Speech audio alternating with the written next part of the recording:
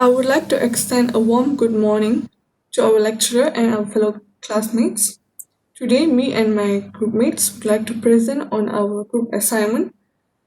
The group members are Sharmila Anna Perempuan Sivalingam, metric number 261763, Abdul Salam bin Abdul Hamid 270084, me myself, Krisha Anna Perempuan Mayapin 273184, and Malar Anna Perempuan Suresh 273291. The topic of our group presentation is Concepts, Challenges, and Maturity of Parliamentary Members in Carrying Out the Concept of Democracy in Malaysia. Introduction. In this assignment, we would like to discuss the main challenges, which is democratic institutional reform as the common denominator of parties, opposition parties preferring to battle the government from religious and ethnic sides of the nation, and also national security and international posturing. We also would like to discuss the maturity of parliamentary members in carrying out the concepts of democracy in Malaysia. It discusses importance and impacts as well. The importance are facilitate government policy making, convince the people, and the impacts are complicate the process of national policy making and loss of people's trust.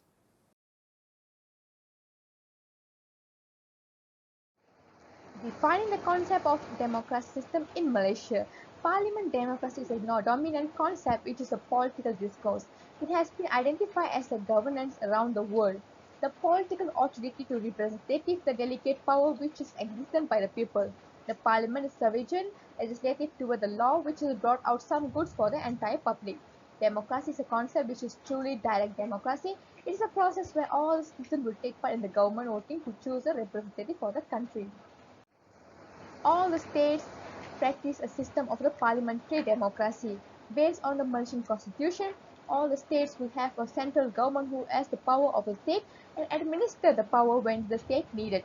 A general election is held every 5 years once, which is resolved by the parliament on the advice of the prime minister. Member of the parliament has all the rights to speak on any topics without any fear. There are few members in the responsibility of the parliament, which is executive government, prime minister, and also its cabinet. Political representation is a process selecting those individuals who wanted themselves for the servant of legislative bodies. Malaysia and other countries in terms of practicing a parliament democracy, Malaysia is considerable on the number of women representatives to the House of Representatives. Their role in politics has been limited, which is challenging for the women representative in the parliament. Democracy refers to the government who practice in modern political system, criticize the number of the reasons. Social democracy is a popular equality but failed in women's affairs when it ensuring their representation and legislative equality to the men. Malaysia has the ability to maintain the percent of the women's representation in the parliament.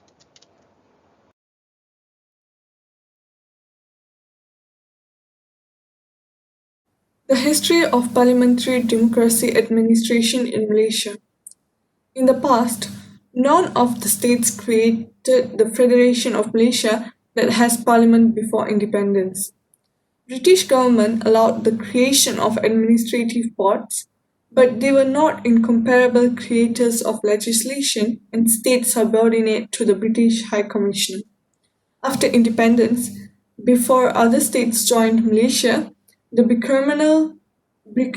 bicameral parliament was implemented, one being straightforwardly chosen and the other designed by the monarch.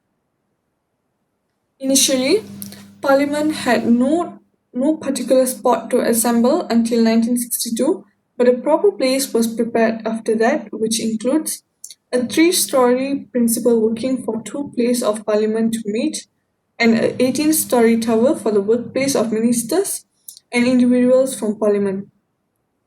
Malaysian Parliament had been postponed just a single time in Malaysians' entire history, which is during the 13th May incident in 1969. Then, the parliament reassembled and the nation was under the control of national operations. Now I'm going to cover the part which is challenges of parliamentary members in carrying out the concept of um, democracy in Malaysia. Democratic institutional reform is the common denominator of the parties. Is the first challenges ever we faced, not we, the parliamentary members faced. For the example, the Pakatan Harapan old majority vote in political history brings unparalleled political challenges to the PH administration.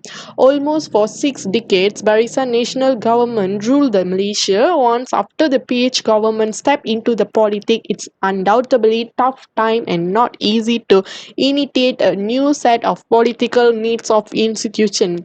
Primary areas of change relate to issues of good governance, including the independence of state institutions which have been weakened by 60 years of single party rule in Malaysia.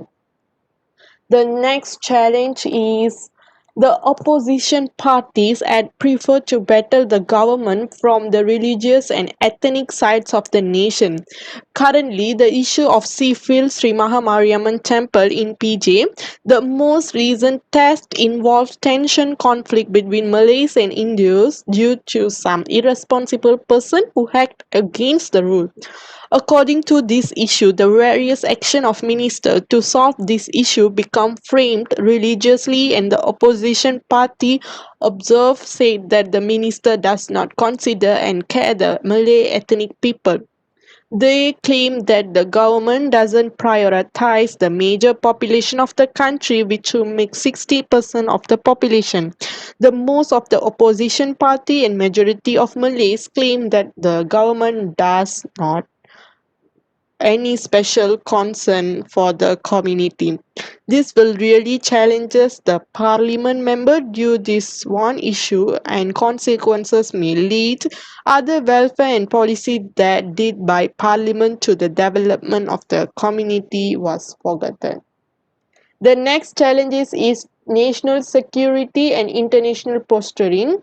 This situation and conditions stated that every parliament member in this country dealing the challenge towards creating and make up national security and international posturing in terms of national domestic situation where the country looks towards Malaysia's ability and capability.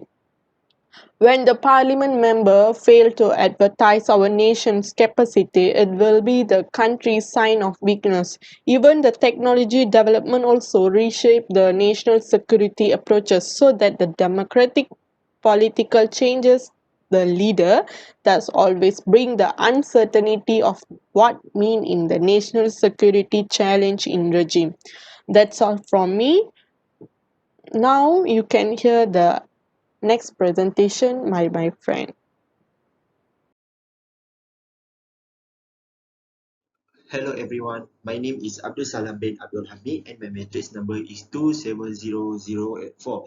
In my part, I am going to explain about maturity of parliamentary members in carrying out the concept of the democracy in Malaysia. So we know that Malaysia adopts a system of parliamentary democracy with YDPA as the head of state. So here is the three component of the Malaysian Parliament, yang di-Pertuan Agong YDPA, the Senate, Dewan Negara, and the House of Representatives, Dewan Rakyat. So, to ensure the transparent implementation of the concept of democracy, the majority of each members of parliament is needed to ensure the parliamentary members is carrying out the concept of democracy in Malaysia. Okay, now we move to the next slide. Okay, we will study the importance of the maturity of parliamentary members and the impact of the immaturity among the members, among the parliamentary members. So the importance of the maturity of parliamentary members is to facilitate government policy making and to convince the people. In meanwhile, the impact of the immaturity of parliamentary members is complicate the process of national policy making and loss of people trust. Okay, next. The importance of the maturity of parliamentary members in terms of facilitate government policy making. So what is policy? Policy is an administrative or guiding principle for a well-organized concept. It can be an administrative guide for the government to resolve the problem that exists in a country. So when the world is hit by the COVID-19 pandemic, the government needs to formulate a national budget to address the economic impact of COVID-19. So to ensure that the government goal of generating the country's economy is achieved, support from members of parliament for the 2021 budget is needed. So the support shown from members of parliament prove their maturity. So next one is convince the people. So as a democratic country, an election will be held every 5 years to give the people the opportunity to choose a new ruling party. So those who are elected by the people should show their credibility and maturity. So the members of parliament will bring the voice of the people to the parliament. So the maturity of the members of parliament during the debate in the parliament will be a measure to the people. Measure what? To measure whether the members of parliament elected is really fighting for the welfare of the people or not. If the people think that members of parliament are really fighting for their welfare, that will convince them. Okay, now we move to the next slide to see the impact of the immaturity among the member of parliament. Okay, first one is complicate the process of national policy making. As we all know that the national budget policy needs the support of the majority of the members of parliament. Therefore, the majority of the members of parliament in deciding whether to support or reject the national budget policy is essential. Why it essential? This is because some members of parliament decided on the basis of the political difference. It clearly shows their immaturity in making important decisions like this. Therefore, it will be difficult to the government to achieve their goal to generating economic countries. So the next impact is the members of parliamentary lost people trust. The members of parliament are expected to bring their grievances to the parliament for debate. Unfortunately, the immaturity of members of parliament during debates in the parliament seems to insult and tarnish the position of Parliament as the highest legislative body. As example, the incident of opposition members of Parliament leaving the House of Representatives when the former Prime Minister Datuk Sri Najib Razak delivered his 2017 budget speech. Their action with leaving the House of Representatives show the immaturity of some members of the Parliament. So next example is the unethical behavior of members of parliamentary while debating, such as sarcasm, uttering abusive words, and racist sentiment during debates in parliament clearly show their immaturity. As a result, people lose their trust in the members of parliament. So that's all from me. Thank you.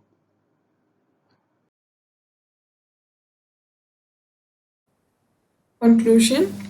Despite the fact that majority rule system in Malaysia is imperfect, monopolized by a ruling party's control and state authority over the monetary establishment of the nation, it is likewise not invulnerable.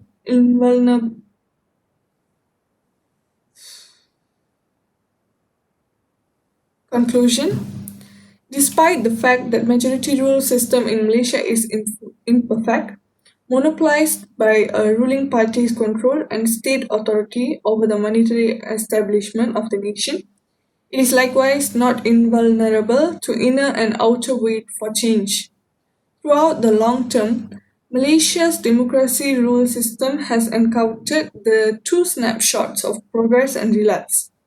The racial uproars of 1969 and the 1997 Asian financial crisis and the 2007 Bersih development are, on the whole, instances of extremely important occasions that changed the shape of the individual support in Malaysian popular government.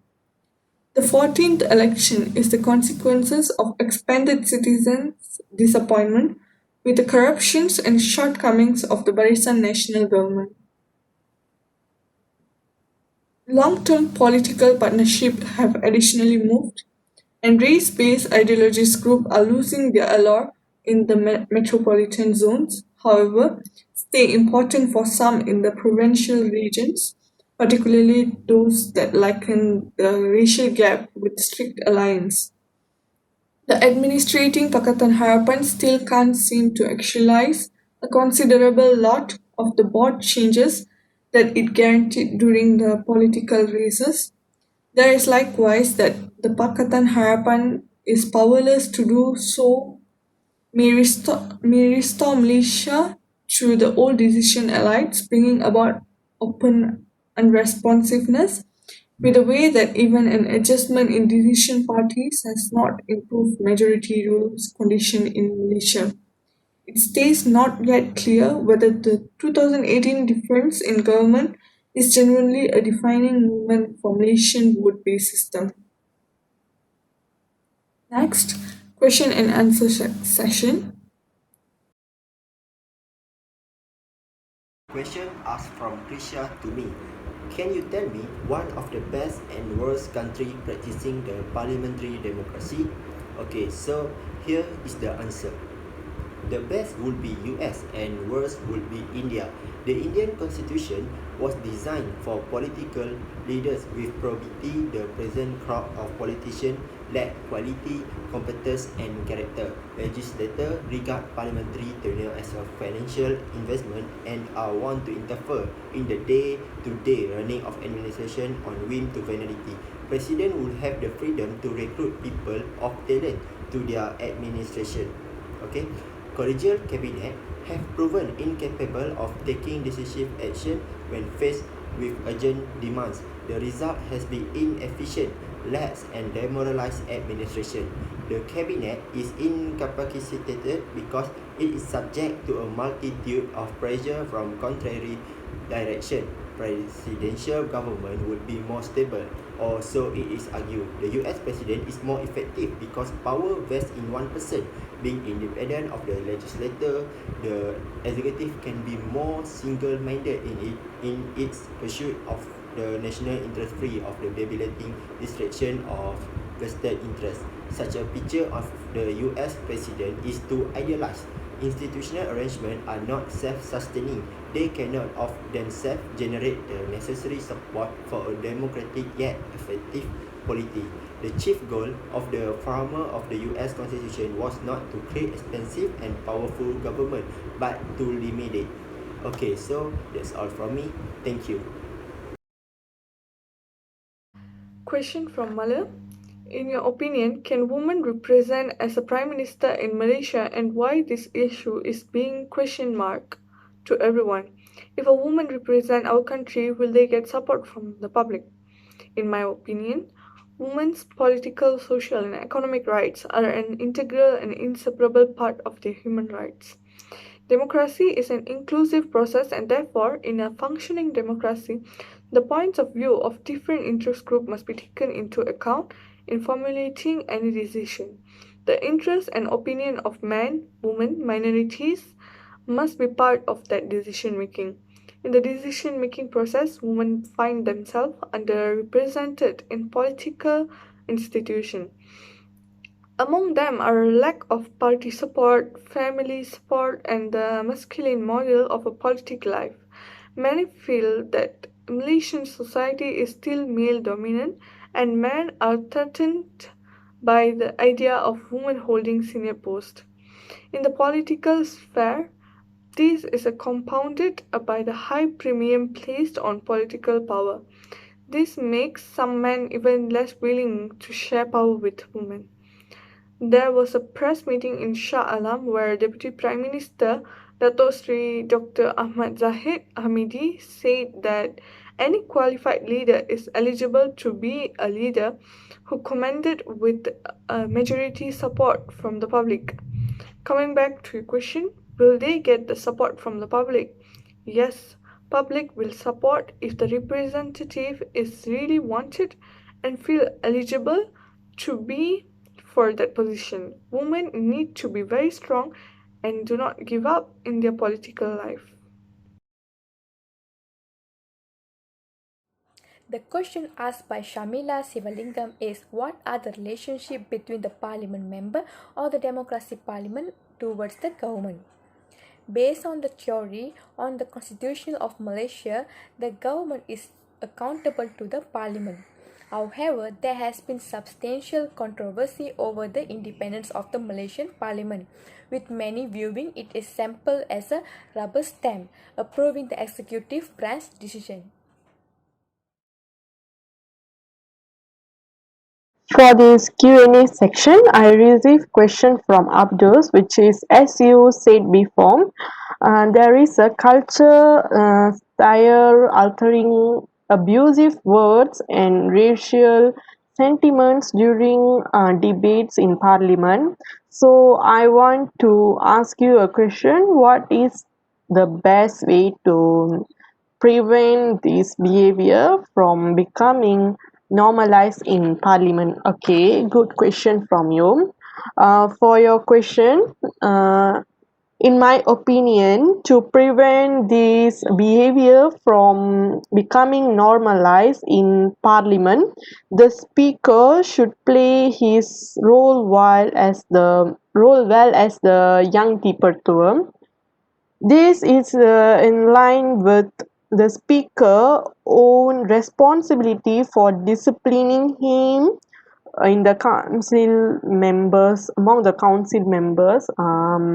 The speaker should ensure that MPs who show unethical behavior of MPs when debating in parliament are subject to stamp action such as being expelled from the home.